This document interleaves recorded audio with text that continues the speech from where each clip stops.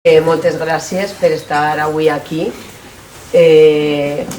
Avui és la primera edició d'aquest cicle, va ser fa 5 anys, coincidint amb el 25 aniversari de la Lliga contra el Càncer, de manera que per l'entitat és una satisfacció poder estar ara aquí avui presentant la 5a edició, no? Ja que coincidís en el 30 aniversari. En el seu moment, el motiu pel que se va decidir dur a terme aquest cicle de conferències va ser perquè al carrer cada vegada tenim més informació a l'abast de tothom, però moltes vegades aquesta informació és errònia, està distorsionada, és una miqueta poc científica, no? Llavors l'objectiu d'aquest cicle és proporcionar informació científica sobre temes d'actualitat envers el càncer, els tractaments i altres temes que complementen el seu abordatge mèdic i que repercuteixen en el benestar físic i mental dels malalts, convidant persones adequadament formades i expertes en cadascun dels temes dels que es parla. Aleshores, avui, com dic, inaugurem la 5a edició del cicle de conferències El càncer al segle XXI. Aleshores, avui parlarem d'un tema que jo especialment considero molt interessant i crec que en les darreres dècades ha agafat poquet a poquet molt interès en tots els àmbits, entre ells la medicina.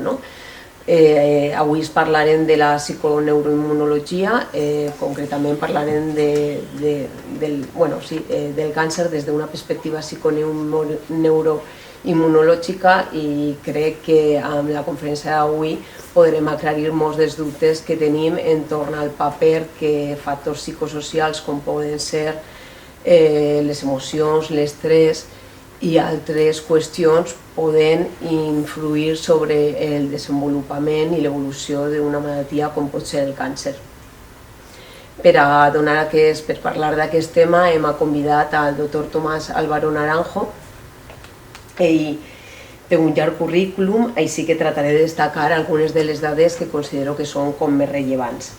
El Dr. Tomás Álvaro és llicenciat en Medicina, és especialista i doctorat en anatomia patològica, també és especialista en immunopatologia i en l'estudi del sistema immune i els seus tumors.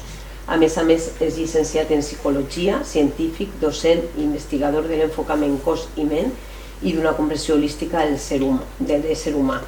El Dr. Tomás Álvaro, a data d'avui, està treballant com a metge adjunt al Servei d'Anatomia Patològica de l'Hospital Verge de la Cinta a Tortosa, és director mèdic del Centre de Salut Integral Arjuna de Tortosa i és investigador associat a l'Institut de Recerca Pere Virgili i professor associat de la Facultat de Medicina de Reus. Juan Montes. Muy bien, pues buenas tardes, muchas gracias a la Liga por la invitación, muchas gracias a ti, especialmente Beatriz, Agustina y a todos vosotros que habéis decidido venir esta tarde tan buena y en vez de iros a pasear por ahí, pues estáis aquí un ratito compartiendo. Ojalá que seamos capaces de obtener a cambio algo que nos compense de dedicar este rato y que las nociones que todos tenemos con respecto a esta enfermedad, el cáncer, pues nos sirvan, tengamos cáncer o no, y tengamos una visión mucho más ampliada de lo que supone pues un diagnóstico o un estudio que está centrado en los tejidos, en la enfermedad, porque cuando hablamos de cáncer estamos hablando de mucho más y da igual que hablemos de cáncer que hablamos de cualquier otro tipo de enfermedad, porque ahí de lo que estamos hablando es, como hemos anotado ahí con toda intención y vamos a ir desgranando, pues de la historia de la persona, de su biografía, de su estilo de vida, de la manera en que es capaz de afrontar los problemas, de la forma en que ha conducido también la manera de poner la vida en el cuerpo, porque eso es una realidad, tal y como todos conocemos, ¿verdad? A lo que le llamamos tormenta emocional, cualquiera de nosotros lo hemos vivido en repetidas veces, ¿verdad? Ahora mismo podríamos salir ahí a la puerta de la calle y que nos encontráramos pues con una situación complicada o difícil o menos. Tal vez se abalanza un perro o hay un coche que nos pasa demasiado cerca y de pronto nos llevamos un susto y toda nuestra fisiología se pone en marcha, ¿verdad? El corazón va más deprisa y la tensión nos sube por un momento y nos ponemos colorados y si estudiáramos a un nivel un poco más profundo qué es lo que está pasando a nivel molecular y viéramos qué es lo que ocurre con nuestro metabolismo o con la adrenalina o con los linfocitos o con lo que sea, pues eso se acompaña de un patrón determinado. Hay un patrón que nos acompaña cuando estamos enfadados. Hay un patrón fisiológico que nos acompaña cuando estamos tristes. Hay un patrón fisiológico que nos acompaña cuando estamos contentos y alegres. Cuando estamos preocupados, cuando estamos solos, cuando estamos compartiendo, cuando no sabemos en qué va a quedar esa prueba que me han dicho que quizás tenga un bultito aquí, no sé si es bueno o es malo, cuando hago una técnica de relajación o de respiración. Con todas esas y con cualquier cosa que nos podamos imaginar, lo que hay es un reflejo de la experiencia y de la historia que cada uno de nosotros vivimos en el cuerpo. Si hablamos de la forma en que llevamos puestas las cosas que hemos vivido desde el principio de nuestra existencia, y cuando digo desde el principio quiero decir desde el primer momento, desde el momento de la concepción, y ya lo veremos, que no es exagerado pensar en que incluso antes, pero vamos a partir de ese primer momento. La gestación es muy importante a la hora de desarrollar las capacidades que vamos a tener de respuesta a lo largo de toda nuestra vida. Lo que vive la mamá va a generar un ambiente que a través de la placenta va a determinar cómo maduran estructuras en nuestro cerebro que nos van a acompañar durante toda la vida. Y muy en particular de cómo vamos a responder a todas estas cosas que estamos diciendo. Es decir, cómo nuestra actividad metabólica, cómo nuestras defensas, nuestra respuesta inmune, cómo nuestras hormonas, cómo nuestro cerebro, cómo nuestro comportamiento, cómo nuestras emociones, todo eso no se improvisa, sale de algún sitio, ¿verdad?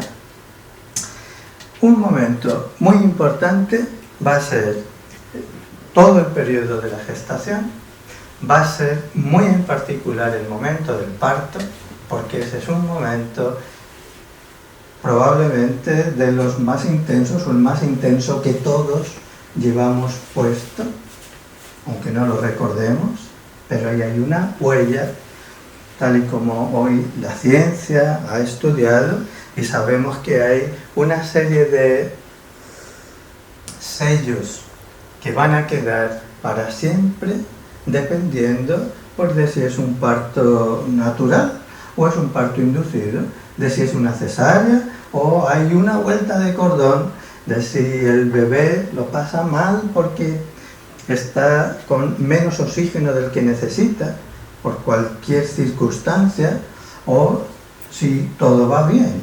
Todas esas cosas no pasan desapercibidas, sino que van quedando, van sumando y van a determinar esos patrones de respuesta, estamos diciendo, aquellos más importantes que van a determinar la manera en que nos relacionamos con el mundo, desde un punto de vista biológico, desde un punto de vista emocional, desde un punto de vista relacional, lo cual va a ser muy importante, porque nuestro cerebro es un órgano de relación, y vamos a ver cómo en determinadas épocas de la vida lo que va a determinar de una manera más importante cómo está funcionando nuestra fisiología es las interrelaciones. Y entonces, de sentirse acompañados, de sentirse arropados, especialmente en un momento difícil, a estar solos y aislados. La soledad en una persona mayor es el primer elemento de una larga lista que va a determinar cuál es el nivel de competencia de nuestro sistema inmune. Pero cada una de las etapas a lo largo de la vida, como decimos desde antes de nacer, en la primera infancia, los primeros años, se suele decir los 1000 primeros días de vida.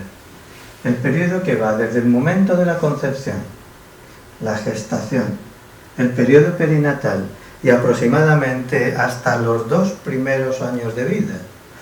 Ese periodo es clave a la hora de establecer los patrones de fisiología con los que vamos a contar nuestro sistema inmune, nuestro sistema endocrino, nuestro sistema nervioso, nuestro metabolismo, nuestra microbiota, la flora microbiana del intestino, que como ahora vamos a ver, es muy importante para la regulación y la modulación de nuestro sistema inmune.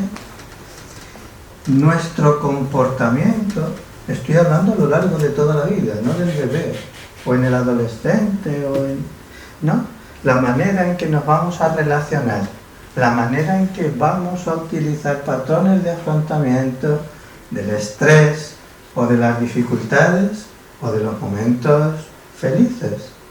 Todo eso va a venir determinado por una serie de patrones que vamos a recoger en particular en estas primeras etapas de la vida. Después, y conforme avanzamos, lo que nos vamos a ir encontrando son pues las cosas de la vida, ¿verdad? Aquellas más felices, aquellos problemas, aquellos traumas, y todo eso va a ir quedando escrito en el cuerpo. Y no es una manera de hablar, lo estoy diciendo de una forma absolutamente literal. Vamos a ver cuál es la repercusión que tiene, pues, quedarnos sin trabajo, tener un problema económico, tener problemas con la pareja o con los hijos. Hoy sabemos que cualquiera de esas cosas y muchos más, un desastre natural, un accidente, un abuso, lo que sea, va a tener un patrón determinado con el que se va a escribir en nuestro cuerpo.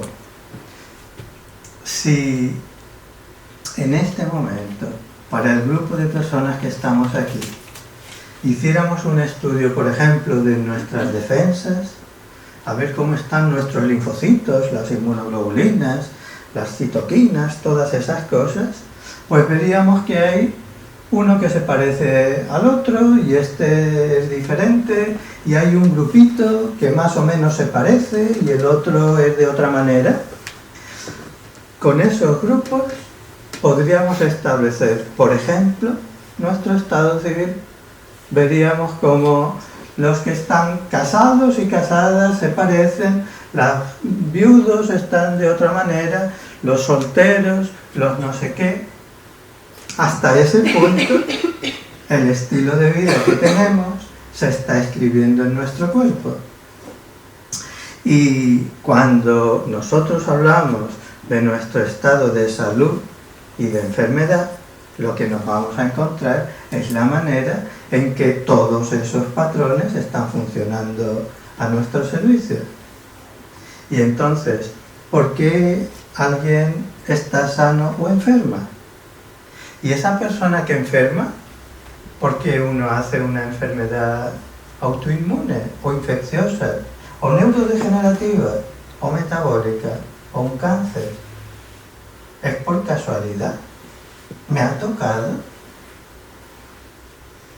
¿Qué os parece? A mí me gustaría que entre todos fuéramos un poco hilando y tratando de sacar eso que es el objetivo que nos hemos marcado para esta tarde, que es no solo entender la enfermedad, sino entendernos nosotros a nosotros mismos, a nosotras mismas, un poquito más. ¿Qué os parece si colaboramos un poco entre todos? ¿Dónde está esto? ¿A quién le apetece? ¿Alguien quiere hacer algún comentario con lo dicho? Está encendido, me parece. ¿Está encendido? Ayúdame, por favor.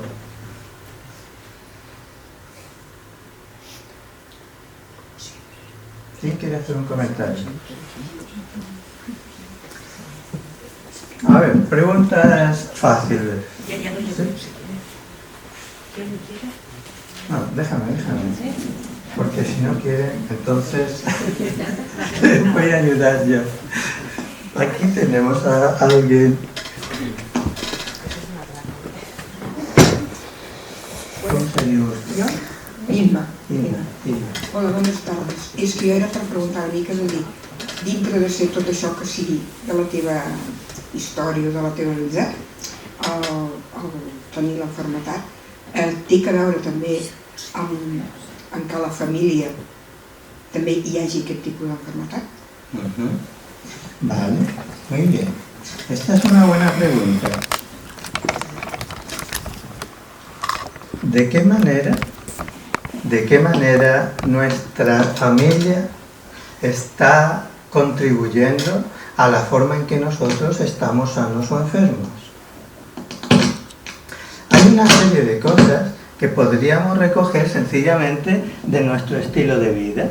Por ejemplo, si hay determinados hábitos nutricionales en mi familia, yo los voy a tener desde el principio.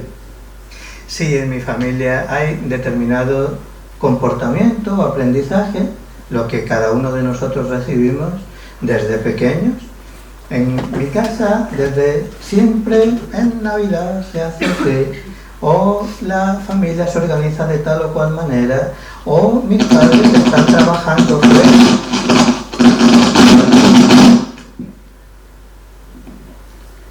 Y resulta que quien se encarga de cuidarme a mí es los abuelos. Con todas esas cosas, a ver, que no se acople, empezamos a hacer nuestro propio sistema, ¿verdad? Pero más todavía, desde antes de nacer, yo he comentado antes que no es exagerado. Por un lado sabemos que llevamos una carga genética, que es lo que hemos heredado de nuestra familia. Eso en el cáncer, como también sabemos, a veces es importante. No tanto como uno pudiera pensar, porque uno podría decir, sabemos que en los cánceres hay alteraciones genéticas, hay mutaciones, hay una gran cantidad de estudios que determina cuál es el tipo de alteración genética que acompaña a un cáncer en el pulmón, o en el colon, o en la mama, o en lo que sea. Pero cuando pensamos en tumores que se desarrollen por una línea familiar directa, con una herencia a través de una mutación que haga desarrollar el tumor, de una manera global, hoy sabemos que alrededor de un 5% de los tumores malignos responden a este patrón. Más del 90, el 95% de los tumores que tenemos en la sociedad occidental responden a nuestro estilo de vida, a lo que comemos, a cómo vivimos, al estrés, a lo que respiramos, a lo otro. Entonces, ¿recibimos de nuestra familia también una parte genética? Indudablemente. ¿Que de una manera directa va a determinar algunas enfermedades? Desde luego. Pero que de una manera proporcional no es en el cáncer tan importante como para determinar cómo van las cosas. Pero hay algo más, y es que no todas las alteraciones genéticas que tenemos las hemos heredado de una manera directa, porque nosotros, al cabo de nuestra vida, tenemos la capacidad de activar, de encender o de apagar determinados genes según nuestro estilo de vida. Y entonces, una persona que hace ejercicio físico, una persona que toma tóxicos, que fuma y que tiene determinada predisposición a desarrollar un cáncer de pulmón, pero según el estilo de vida que haga, su dieta, el sedentarismo, el estrés, etc., va a contribuir de una manera u otra a activar o a apagar ese tipo de genes. Pero hay otro capítulo que también es muy importante, y es lo que va más allá del gen, es lo que conocemos como epigenética. Hoy sabemos que algo que se pueda vivir en un momento determinado va a pasar a las generaciones posteriores en 3, 4 o hasta 5 generaciones de forma experimental, tal y como así se ha podido demostrar, y así hay experiencias naturales en la vida, como por ejemplo, muy famosa, la hambruna holandesa, las personas que estaban embarazadas y que en la Segunda Guerra Mundial quedaron sin alimentación, quedaron desprotegidas y su descendencia tuvo una serie de problemas con más predisposición para desarrollar enfermedad cardiovascular, enfermedad metabólica, cáncer también, problemas en el envejecimiento. Pero no solo la primera generación, sino hasta la segunda y hasta la tercera han recogido la predisposición a desarrollar todas esas enfermedades. Es decir, que no exageramos cuando decimos que podemos recoger de nuestros ancestros, de nuestros abuelos y bisabuelos y probablemente más, algunas de las formas de respuesta con las que nuestro organismo está actuando hoy. Pero más todavía,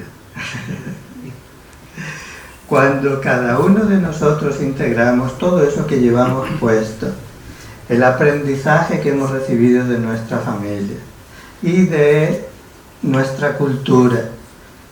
Vamos a poner algún ejemplo. Imaginemos a alguien que cambia pues de una cultura a otra. Hoy día los emigrantes, etcétera, tal. Alguien que ha recibido un mensaje, pues que hay que ir con un pañuelo por la calle. Y esa persona se quita el pañuelo porque está en otro lugar, pero está rompiendo un sistema de creencias interiores. Eso genera un estrés. Imaginemos que alguien ha recibido el mensaje de que este tipo de comida, de que la carne en Semana Santa o de que lo otro no sé cuánto. Y entonces la persona trata de romper ese límite y lo puede hacer de unas maneras muy diferentes.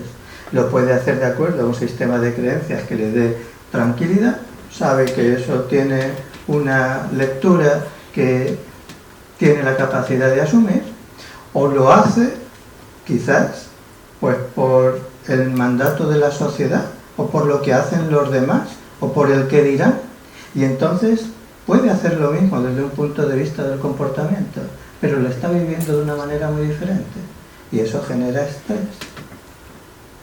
Hoy sabemos que todas esas cosas determinan cómo nuestros linfocitos, a esos que nos protegen de una célula infectada por un virus o de una célula que hace una mutación y que tiene la capacidad de desarrollar un cáncer, cómo nuestro metabolismo a la hora de funcionar de una manera correcta o desarrollar una enfermedad metabólica, una diabetes, otro tipo de cosas, cómo nuestro cerebro se protege a sí mismo a través de una nutrición correcta, de una respuesta inmune adecuada.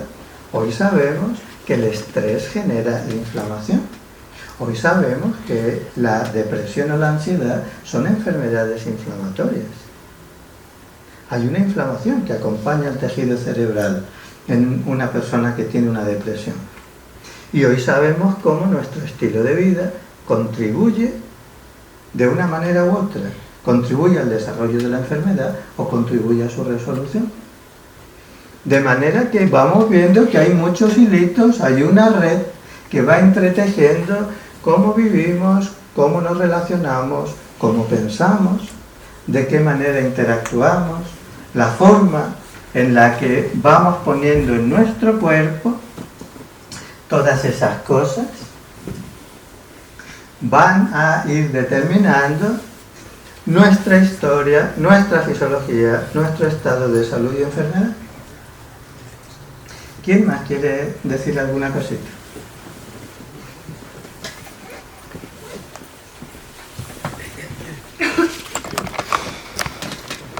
Me gustaría saber por qué en estos momentos se está hablando tanto de la microbiota y por qué es tan importante y por qué se le llama el segundo cerebro. Muy buena pregunta. Fijaos, ahí hemos puesto en el titulito biografía, biología y psicología del cáncer. Ahora mismo acabamos de mencionar algunas cosas de la biografía, ¿verdad? Toda esta parte del periodo perinatal, hemos dicho desde antes de nacer y en las primeras etapas de la vida. Pero si vamos siguiendo en qué forma nuestra biografía se escribe en el cuerpo, hemos mencionado también que la manera en que nuestro organismo encuentra su equilibrio va a depender, y esto nos lo vamos a aprender todos. Hay 3 sistemas de especial importancia a la hora de regular, lo voy a poner ahí, a la hora de regular el funcionamiento general de nuestro cuerpo. Uno es el sistema inmune, que genera una serie de moléculas que nos defienden o que nos atacan. Cuando hablamos del sistema inmune, cuando yo suelo preguntar así en un grupito como este, ¿cómo ves el sistema inmune? ¿Cómo lo representas? ¿Qué imagen es la que te viene cuando piensas en él? Y la mayoría de la gente dice, pues una defensa, un escudo. Y está bien. Pero eso no es nada más que una parte de nuestro sistema inmune. Porque si nuestro sistema inmune nos defiende, entre comillas, demasiado, entonces se va a volver contra nosotros. Y así tenemos un granito de polen que es inofensivo, pero que puede generar muchas molestias, ¿verdad? En forma de una alergia, o de un asma, de una rinitis, o de una conjuntivitis, o de no sé qué cosas. Pero todavía podríamos tener una respuesta mucho más acentuada. Y entonces lo que nos vamos a encontrar es cómo nuestro propio sistema inmune ataca nuestros tejidos. Y eso es una enfermedad autoinmune, ¿verdad? Y podemos tener una enfermedad autoinmune en el hígado, en la piel, en el tiroides, en el cerebro. Entonces, una imagen que viene a representar de una manera mucho más adecuada nuestro sistema inmune, en vez de un escudo, podría ser una balanza. Algo que tiene que estar en equilibrio, que si está demasiado bajito, va a dejar que pasen una serie de estímulos físicos, víricos, bacterianos o tumorales, cuando nuestro sistema inmune baja. Pero cuando está demasiado reactivo, hiperreactivo, se van a producir una serie de problemas muy serios. El segundo sistema que va a contribuir a ese equilibrio es nuestro sistema endocrino y sus hormonas. Tenemos una serie de glándulas por todo el cuerpo, desde en el cerebro, la hipófisis, el tiroides, las suprarrenales, etcétera, etcétera, que desarrollan otro papel muy importante a la hora de conseguir que nuestro organismo esté funcionando correctamente. Una cosa muy bonita es que entre estos sistemas que van a constituir el equilibrio principal en el cuerpo, hay un gran entendimiento. Lo que saben producir de los linfocitos. Decimos que producen las moléculas que son capaces de producir, se llaman citoquinas. Hay una gran cantidad de interleuquinas, de quimoquinas, etcétera, que son motivo de estudio y que ahora no nos van a interesar. Pero sabemos que también un linfocito es capaz de producir hormonas. Hay un eje que nace en nuestro cerebro desde el hipotálamo hasta la hipófisis y las glándulas suprarrenales. Es el eje del estrés. Y ese eje nos lo podríamos imaginar como si estuviera encima de ese triángulo que acabamos de describir. Y es el primer sistema de regulación. Pero ese sistema tiene otro eje de regulación absolutamente definitivo a la hora de decidir cómo está funcionando cualquiera de todos esos sistemas. Y eso es la microbiota. La flora microbiana de nuestro intestino la vamos a recoger, cómo no, en primer lugar, de la flora microbiana de nuestra madre, en el momento del parto, si es un parto natural, a través de la vagina. El bebé se va a impregnar de la flora bacteriana de su madre. Cuando en una cesárea el primer contacto que se tiene con la microbiota de otra persona es la del ginecólogo o la matrona o lo que sea, entonces ahí van a empezar algunos de los problemas que nos vamos a encontrar en un bebé que tiene alguna alergia, que tiene una dermatitis de contacto o que tiene problemas gastrointestinales con la leche, con lo otro tal desde el principio.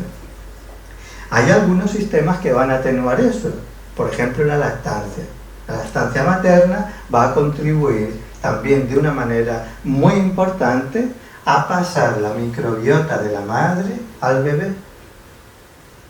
La flora microbiana del intestino pasa a la sangre en condiciones normales. No es una infección, eso es fisiológico. Y eso está ocurriendo así en todos nosotros. Desde el intestino se está colonizando nuestra piel, las mucosas, los genitales, etc., a través de la flora microbiana que cada uno de nosotros llevamos. En una lactante, así, de esa misma manera, va a llegar la microbiota a la glándula mamaria y a través de la leche se va a colonizar el intestino del bebé. Esto, la lactancia materna, es una de las cosas que van a regular el funcionamiento de todo este sistema de equilibrio homeostático que estamos diciendo. Y en ausencia de lactancia vamos a encontrar una serie de déficits de regulación del sistema inmune, del sistema endocrino y del sistema nervioso para toda la vida. ¿Por qué el segundo cerebro? Pues porque ahora ya lo estamos viendo, ¿verdad? Es la manera en que nuestro intestino establece un eje de conexión con nuestro cerebro. Y tenemos un eje neuroentérico, pero tenemos un eje neuroendocrino. Y tenemos un eje neuroinmune. Y nos vamos a ir aprendiendo la palabreja esta, tan difícil de pronunciar, de la psiconeuroinmunoendocrinología. La parte inmunoendocrino, neuroinmunoendocrino, nos la vamos explicando ya, ¿verdad? El papel de la microbiota como un regulador desde el punto de vista metabólico, inmunitario. De nuevo, no podemos exagerar la importancia que tiene la microbiota lo suficientemente. Para que os hagáis una idea de todas aquellas cosas, y son muchas, que tienen la capacidad de regular el funcionamiento de nuestras defensas, la microbiota se lleva como un 70, un 75%. Por eso hoy sabemos que en algunas enfermedades, algo que ocurre de antemano es una alteración del equilibrio de la microbiota, lo que llamamos una disbiosis. Pero también sabemos que determinado estilo de vida, los tóxicos, muchos medicamentos, no digamos nada, por ejemplo, la quimioterapia, van a destruir la microbiota. Y hoy sabemos que la eficacia de muchos tratamientos, incluyendo agentes quimioterápicos y otros, van a depender de la conservación de la microbiota. Por eso hoy se están haciendo grandes esfuerzos para que, a la vez que se pueden administrar determinados medicamentos, cuando eso se hace de una manera intencional, porque otras veces lo hacemos sin saber que lo estamos haciendo. Así, por ejemplo, un antiácido, así, por ejemplo, no digamos un antibiótico, así, por ejemplo, la dieta occidental, la dieta rápida, con alimentos elaborados, etcétera, van a llevarse por delante la microbiota, con todo lo que eso supone. A nivel inmunitario, a nivel metabólico, a nivel cerebral, a nivel de envejecimiento, a nivel de lo que queráis. Cuando vamos incorporando cada una de estas cosas a ese segundo nivel de biología, tenemos biografía y tenemos biología. En la biología estamos incluyendo toda esta parte neuroinmunoendocrinológica. Pero ¿veis que hemos anotado ahí psiconeuroinmunología? ¿Qué pasa con la parte psico? Pues, ¿verdad que nos va resultando fácil de adivinar?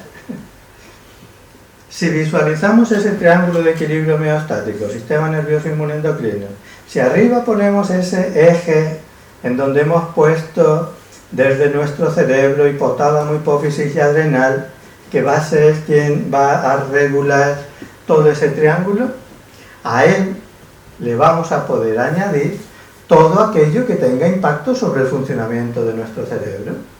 Antes hemos dicho, imagínate que en este momento te llaman por teléfono y te dan un susto. Pues no sé qué, de alguien de la familia ha tenido un accidente, ha pasado algo tal, o un problema en el trabajo o lo que sea. Y de pronto se nos va el sueño, ¿verdad? O de pronto se nos estropea la tripa. Alguien tiene mañana un examen, o alguien va a emprender un viaje y de pronto se les coloca todo, ¿verdad? O la tensión arterial está más alta porque tengo ahora este problema, o... Esa parte que viene de fuera ya no está dentro en nuestro organismo, sino que la vamos a recibir a través de las preocupaciones, del estrés, de las dificultades en nuestra vida, de los problemas económicos, de los problemas en nuestra familia, de ese amigo que se ha enfadado conmigo, pero si yo no quería, de si todas esas cosas que ya están fuera forman parte de nosotros, van a constituir esa otra parte, la parte psico-neuroinmunoendocrinológica, y se van a escribir en nuestro cuerpo a través de todo este sistema que estamos describiendo. Y entonces, resulta que también el estrés o la ansiedad o la depresión tienen la capacidad de alterar la microbiota. Pero cuando recuperamos la microbiota, eso tiene la capacidad de ayudar a una persona con ansiedad o con depresión o con estrés. Porque es un sistema, es una pescadilla que se muerde la cola.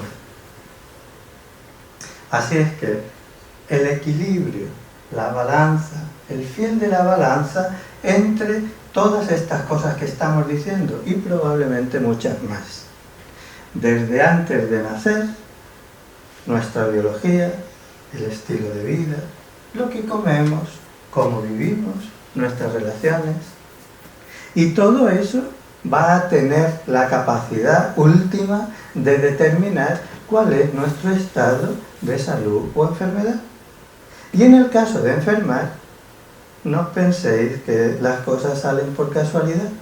De manera que si alguien tiene una enfermedad metabólica, o una enfermedad endocrina, o un cáncer, eso va a ser el resultado de una gran suma de cosas que finalmente van a determinar este estado concreto de salud o enfermedad.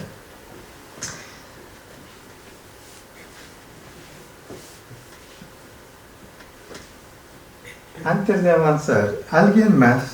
¿Quién quiere comentar alguna otra cosita? Bueno, yo quería comentar... ¿Se oye? A ver, ¿no? ¿Sí? Sí. Desde el punto de vista que tú nos estás explicando, la afectación, ¿no?, de todo, desde cuando estamos nos engendran hasta el momento actual, ¿no? Todos los factores que influyen en las enfermedades, los cánceres. Claro, esto de cara al paciente también nos hace sentir ciertamente un poco culpables, ¿no? de las enfermedades que podamos tener, ¿no? Y bueno, yo pienso, ¿no? Pienso en mí y pienso en otra gente que piensa, bueno, pues esa persona a nivel de salud, a nivel relacional, es una persona tal, ¿y por qué, no? Le ha pasado esto, le ha surgido tal enfermedad, ¿no? Es la duda que a mí me surge escuchándote. ¿Cómo te llamas? Araceli. Araceli, mira, ciertamente el comentario que tú haces es algo que surge en la práctica a muchas personas, lo de la culpa. Y yo os voy a proponer otra manera de entender toda esta información a favor de la persona y no en su contra. El hecho de que conozcamos cuál es el funcionamiento de todos estos mecanismos, por un lado, nos tienen que hacer entender que hay una serie de cosas que nos acompañan, que no vamos solos, sino que también vamos acompañados por nuestro aprendizaje, por nuestra cultura, por nuestras experiencias. Todo eso está escrito en el cuerpo. Pero hay una cosa muy importante, y es que de la misma manera que todo esto puede tener un efecto, parece como que el sesgo que solemos tener es a centrarnos en aquello que está produciendo de una forma patológica, cuando se estropea el sistema. Pero es que quizás, y esta es la parte más importante de toda la charla, nosotros podemos utilizar todo este conocimiento a favor. Es decir, ¿de qué manera nosotros podemos contribuir a equilibrar todo este sistema? ¿Qué cosas son las que están al alcance de nuestra mano para poder ayudar a los linfocitos, a las inmunoglobulinas, a las hormonas, a nuestro sistema nervioso, a nuestro metabolismo, a nuestra microbiota? Y ahí tenemos unas cuantas cosas que son el fruto de este rato para que nos llevemos para nosotros, para nuestros pacientes y para nuestra familia. De una manera rápida. Número 1, la nutrición. De una manera definitiva. También en cáncer, en prevención y en tratamiento. La cantidad de información acumulada, de estudios científicos, de evidencia con la que contamos en este momento es aplastante. Sabemos que la nutrición tiene la capacidad de estropear y tiene la capacidad de ayudar. Eso, en particular, está desarrollando en este momento una visión nueva a la hora de entender no solo el cáncer, sino la enfermedad de una manera general en el ser humano. Y es a través del metabolismo. Cuando se hace así, y estudiamos muy en particular la forma en que la célula genera energía a través de la mitocondria y los problemas que hay ahí, somos capaces de determinar una especie de espectro lesional que va desde el envejecimiento, por ejemplo, hasta la enfermedad neurodegenerativa pasando por el cáncer, no como enfermedades diferentes, sino como una manera de activar o de apagar todo ese sistema de metabolismo. Hoy, algunos investigadores están proponiendo y están desarrollando una visión del cáncer como una disfunción energética, como una alteración de la mitocondria. Y sobre eso se están basando clasificaciones, propuestas de tratamiento, la inmunoterapia, etcétera, etcétera. Primer punto, la nutrición. Segundo, como pilares fundamentales de regulación, en particular del sistema inmune, que como todos sabemos va a tener un papel muy importante a la hora de permitir o no que se desarrolle un tumor en nuestro organismo. Dicho sea de paso, que sea muy rapidito, la inmensa cantidad, los millones o miles de millones de células que se están dividiendo en nuestro organismo en cada momento van acompañados de una serie de errores a un nivel mutacional. Muchos de ellos se reparan a través de los sistemas con los que nuestras células cuentan. Otros, que se estropean demasiado, van a estar bajo la vigilancia de nuestro sistema inmune y se van a encargar de eliminarlos. Y otros van a permitir que, aunque se desarrolle una clona, un grupo de células tumorales, hoy sabemos que eso es absolutamente común.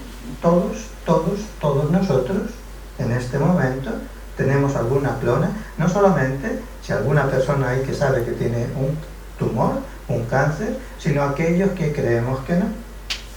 Cuando se estudia, por ejemplo, a partir de los 50 años, la próstata de un grupo de personas, a partir de los 50 años, el 50% de la población tiene un tumorcito en la próstata. Y a los 60, 60%, y a los 70, 70%, y a los 80, 90 años, el 100%. Y si estudiáramos el tiroides, nos vamos a encontrar lo mismo. A partir de aproximadamente los 50 años, pues más de un 50% de la población tiene un tumorcito que no va a dar nunca señales de vida. No va a tener una repercusión desde el punto de vista biológico. Y si estudiáramos la mama, como se hace en grupos, pues, por ejemplo, en material de autopsias y demás, a partir de los 50, el 50% de la población tiene un tumorcito, de los cuales la inmensa mayoría nunca va a dar la cara desde un punto de vista biológico. De manera que nuestro sistema inmune va a ser la pieza fundamental a la hora de controlar la aparición del tumor. Por eso decimos que, y nos estamos centrando en ello, cuando decimos qué cosas son las que nos podemos llevar como ayudas a la hora de hacer nuestra parte y de apartar la culpa para siempre. Hemos dicho la nutrición. Segundo, el sueño. El sueño es un pilar fundamental de la regulación inmunitaria. Algunas enfermedades, estoy pensando ahora mismo, pues en la fibromialgia o en la fatiga, que acompaña algunos tratamientos, a la quimioterapia, etc. Todo esto se acompaña de una alteración del patrón normal del sueño que va a conllevar una alteración del patrón de funcionamiento inmunitario. Al cabo del día y de la noche tenemos una función pro-inmune o pro-inflamatoria y anti-inflamatoria. Eso cambia en una persona con fibromialgia. Se pueden hacer los estudios, las analíticas, todo está bien, pero el patrón está cambiando. Y eso es lo que acompaña la fatiga, por ejemplo, en el caso del cáncer, entre otras cosas, también la disfunción energética, etcétera, etcétera. Tercer punto, el ejercicio físico. Otra de las cosas que la ciencia ha mostrado y demostrado hasta la saciedad, de cómo de hacer ejercicio a no hacerlo, tanto desde el punto de vista de la prevención, como desde el punto de vista, por ejemplo, un grupo de pacientes con cáncer de mama, pongamos por ejemplo, con las mismas condiciones, el mismo tipo de tumor, en un grupo comparable por edad, por otras condiciones, el grupo que hace ejercicio físico y el que no, va a tener una probabilidad de recurrencia de un 50% más o menos en función del ejercicio físico moderado. No hay que hacer grandes cosas, basta con ir a caminar, con darse un paseo con la bici, con ir a nadar, etc. Eso está medido aproximadamente a partir de 30-40 minutos de ejercicio al cabo del día, 3 horas y media a la semana. Es más importante hacer ejercicio cotidiano, pero moderado, que darse una gran paliza un día y luego estar 3 días sin hacer nada. Cuarto punto, el estrés. El control del estrés. La forma en la que estamos viviendo nuestra vida. Hoy sabemos que a través del estrés se va a alterar nuestro metabolismo, la inmunidad, la microbiota. ¿Ya? Es repetir una y otra vez lo mismo, ¿verdad? Porque son todos esos elementos que tienen la capacidad de mover toda la red. Es una red. Si tiras de un hilito, toda la red se mueve. Así es que por ahí podemos entrar por el sueño, o por la microbiota, o por la nutrición, o por la ansiedad, o por lo otro. Porque todo eso, y hoy tenemos cientos, no, miles de estudios que así lo acreditan.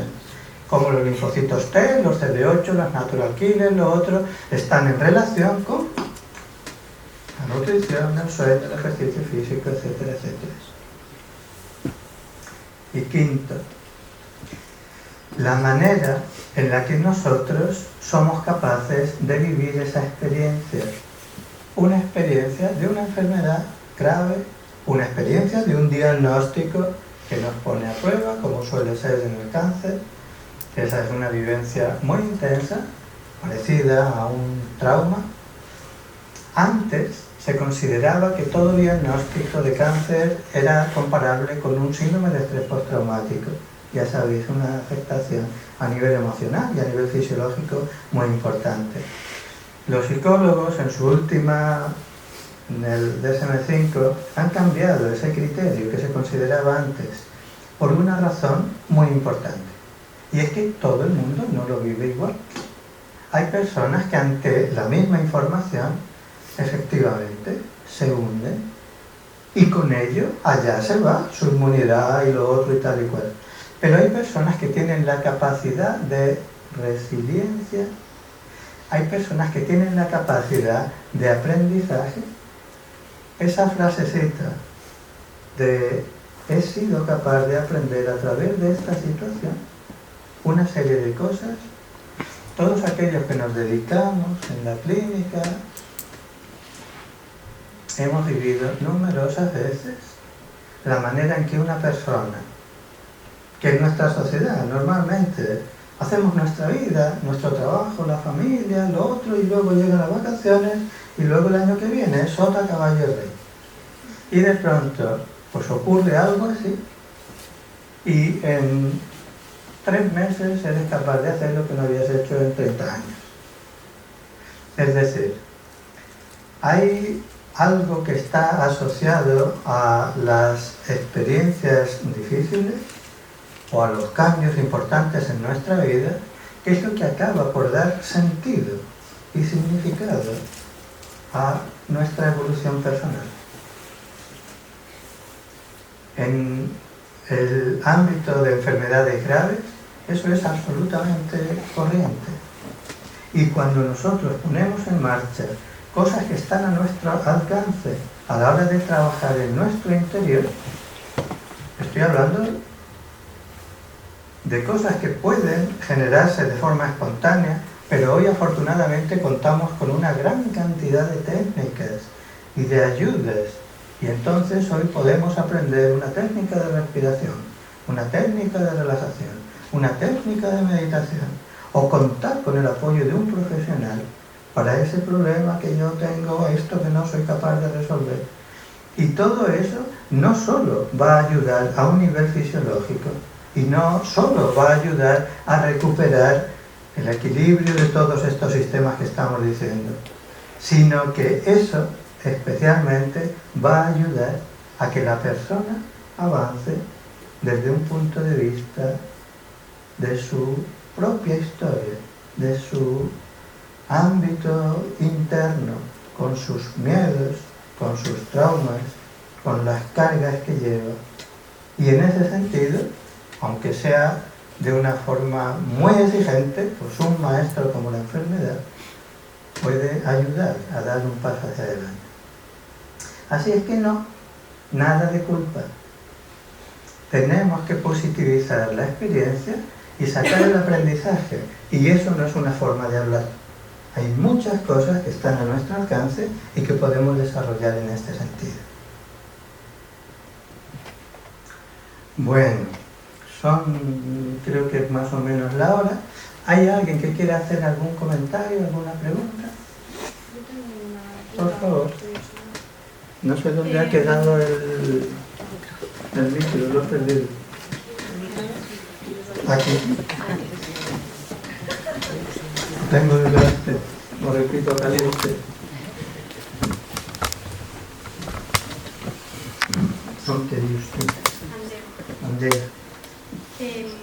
Yo quería preguntar acerca de... Antes estabas comentando que con la lactancia se podía ayudar a proteger al infante.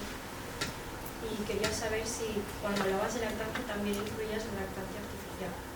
O eso no contaría como una protección real. Vale. ¿Lo preguntas por algo en particular? No, No. por curiosidad. Por curiosidad. Sí. De acuerdo. Pues entonces, la respuesta es muy fácil. Sí, a lo que nos referimos es a toda la parte calórica, nutricional, etcétera, pues hay un montón de estudios para que cuando no se puede hacer una lactancia materna, que se haga ese apoyo, que lógicamente es muy importante. Pero fíjate que hemos mencionado la parte de lactancia ligada a la parte de microbiota. Entonces, la leche humana o la leche de un mamífero es un tejido vivo. Si tú la miras al microscopio, uno de los elementos que vamos a tener ahí es la microbiota normal de la madre. En los bancos de leche, una de las cosas que se hace es estudiar la cantidad de microorganismos que hay. Ahí también hay mucha polémica porque no se ponen de acuerdo los expertos en decir si se puede utilizar una leche que tenga más o menos de determinado nivel de microorganismos.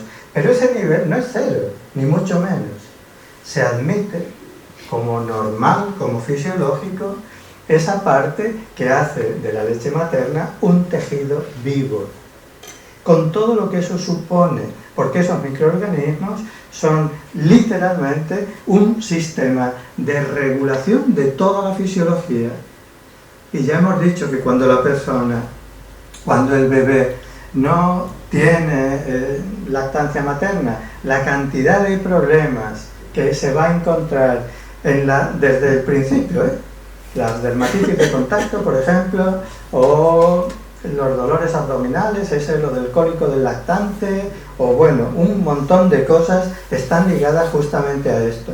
Pero cuando se hacen estudios de seguimiento a lo largo de toda la vida, en la infancia la respuesta a las vacunas está disminuida en las personas que tienen una disbiosis. En un adulto, hoy sabemos que la disbiosis se acompaña de una alteración cardiometabólica, de funcionamiento renal, hepático, de la tendencia a la obesidad, de respuestas inmunitarias anómalas, de más problemas infecciosos, etcétera, etcétera. Y si nos referimos a las personas mayores, la cantidad de enfermedad neurodegenerativa y cáncer se van a acompañar también de alteraciones de este tipo. Y el patrón viene de entonces.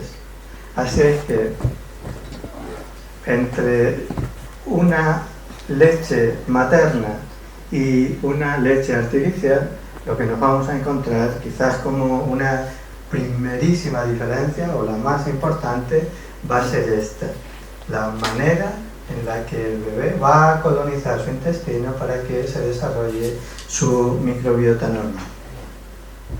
Bueno, pues creo que hasta aquí hemos llegado, ¿verdad? Os agradezco mucho vuestra paciencia, vuestra presencia. Ojalá que no quedemos todos alguna cosita puesta.